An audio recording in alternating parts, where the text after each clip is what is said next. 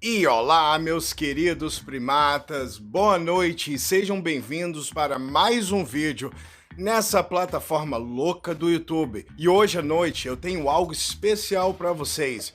Nós não estaremos necessariamente tratando de um assunto, mas hoje é double take, double, duas vezes refutação no canal A Teu Dispor.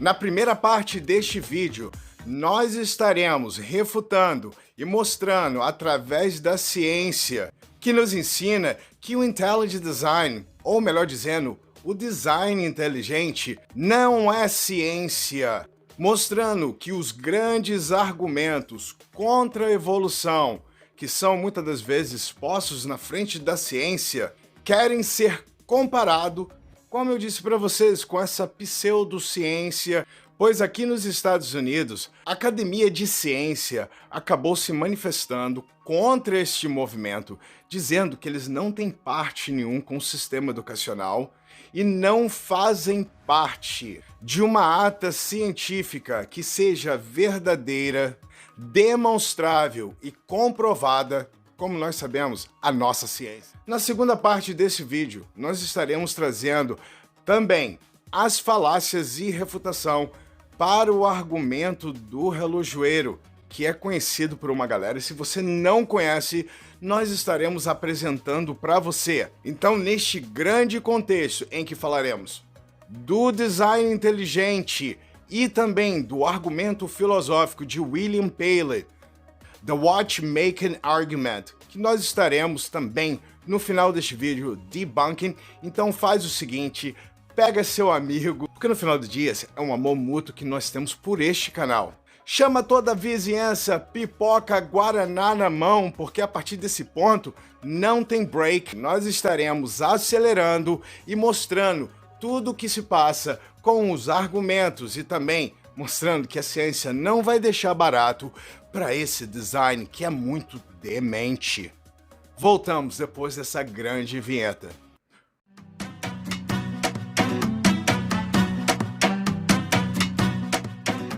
Os criacionistas e os defensores do design inteligente gostam de usar muito essa analogia, como nós conhecemos como analogia do relojoeiro, ou melhor dizendo, The Watchmaking Analogy. O argumento de William Paley tem, na verdade, dois pontos de vista: design de propósito e design de regularidade.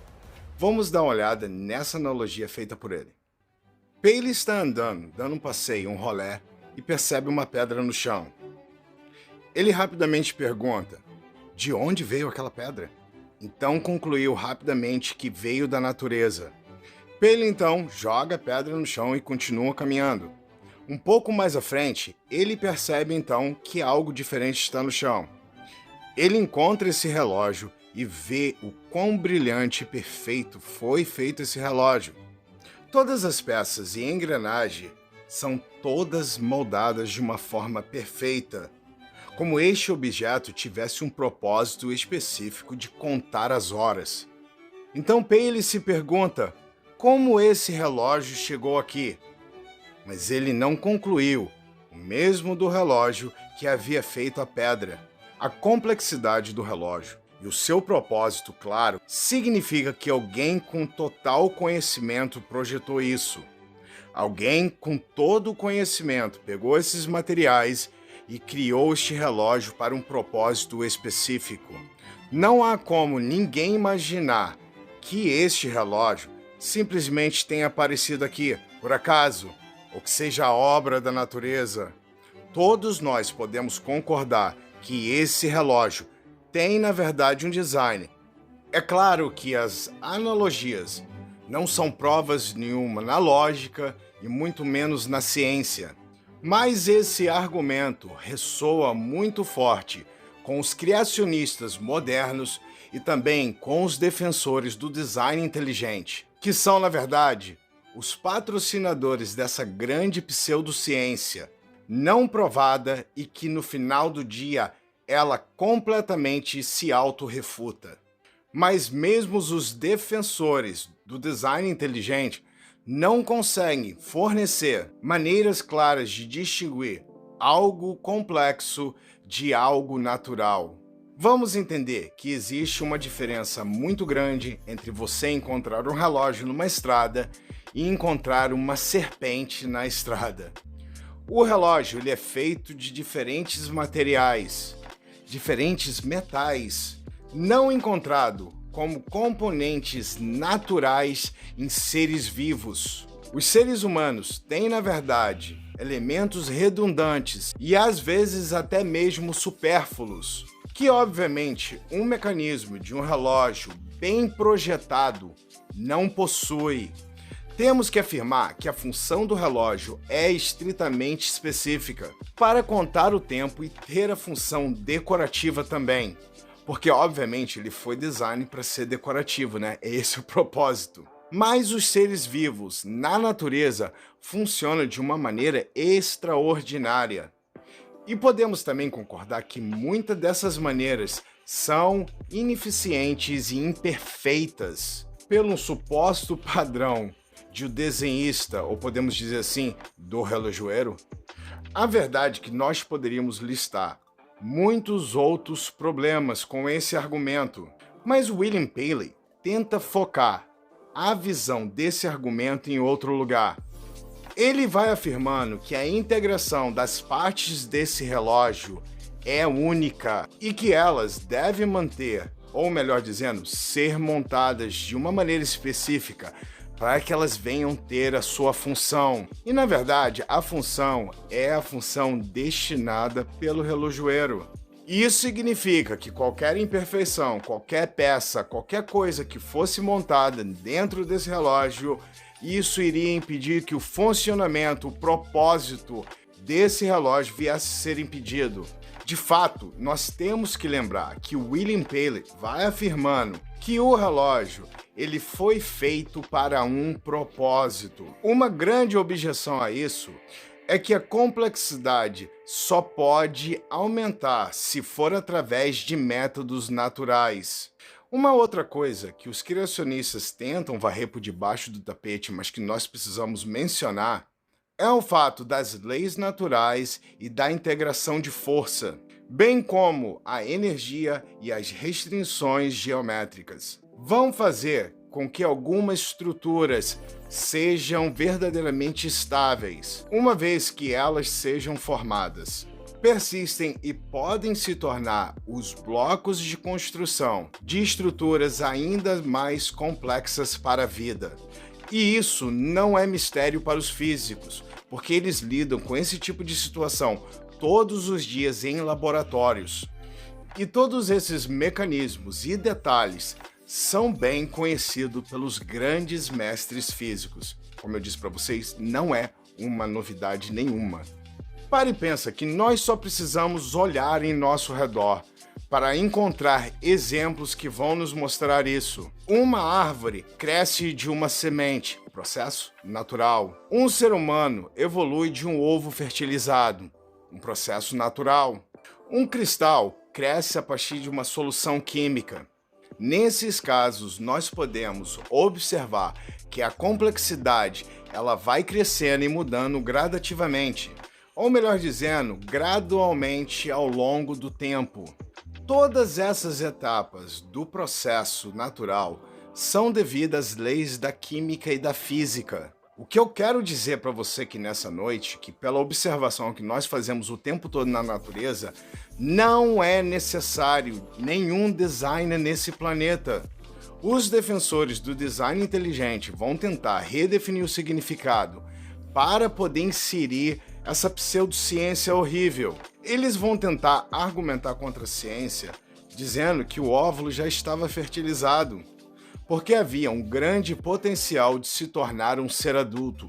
Vamos admitir, meus queridos primatas, nessa noite, que toda essa questão do design inteligente, complexidade, é uma ladeira terrível para eles. Significa que eles vão sempre sustentar essa ideia, mas nunca vão ter respaldo de verdade para apresentar evidências. No entanto, uma vez que todas as restrições da geométrica e da física são apresentadas, são na verdade consideradas a esse argumento, os cálculos irão nos mostrar corretamente que a probabilidade de estruturas menores complexas vão estar razoavelmente inserida dentro do tempo da evolução. Bom, essa foi a primeira parte do vídeo, mostrando o argumento, o que a ciência fala sobre isso, e agora nós vamos entrar na parte final, que é a falácia nos argumentos do relojoeiro.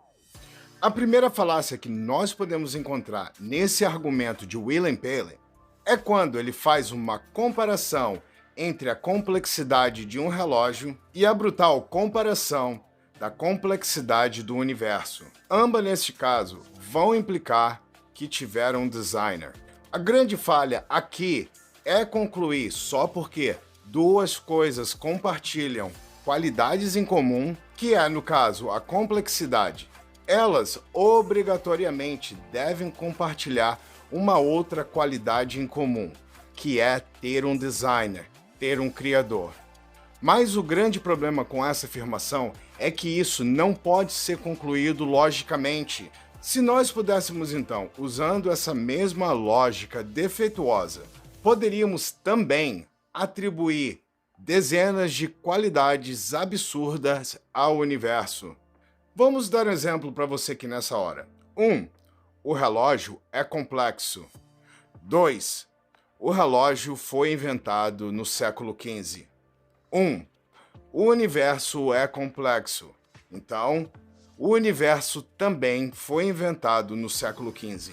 Só porque dois objetos compartilham uma qualidade em comum, isso necessariamente não vai implicar que eles também vão compartilhar outras qualidades em comum.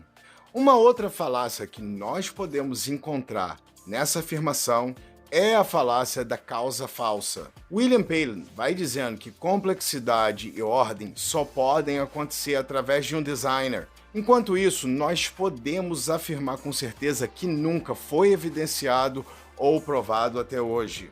Essencialmente, como todas as falácias da causa falsa, o argumento do relojoeiro vai confundindo erroneamente a questão de correlação e causalidade, cometendo uma falácia lógica. Eles vão tentar inserir uma correlação entre complexidade e designer, empregando necessariamente que os dois necessitam de um, que é o designer.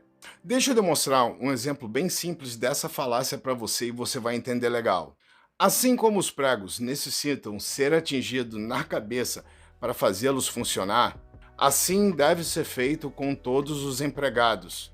Agora identifique os dois objetos ou os dois eventos que são relacionados aqui. Agora mostre que os dois objetos são diferentes, de maneira que irá afetar eles. Tem ou não essas propriedades? Da mesma maneira que existe uma correlação entre complexidade e design, mas isso não vai significar necessariamente que um vai implicar o outro. E isso vai nos levar a um outro grande ponto que vai nos mostrar as falhas do argumento do relojoeiro. Nós sabemos que a seleção natural já foi comprovada como um mecanismo inconsciente e evolutivo, que deu origem a inúmeros organismos complexos e propositados. E com isso nós sabemos que é fato que a natureza pode produzir organismos vivos inconscientes sem a necessidade de um designer que não é evidenciado e que muitas das vezes só consegue ser inserido em argumentos para poder parecer que realmente ele é o grande projetor que faz todas as coisas no universo. Pare e pensa comigo aqui que nós temos milhões de exemplos de relógio sendo feito por designers. E também temos 0 exemplos de relógios que foram feitos sem designer.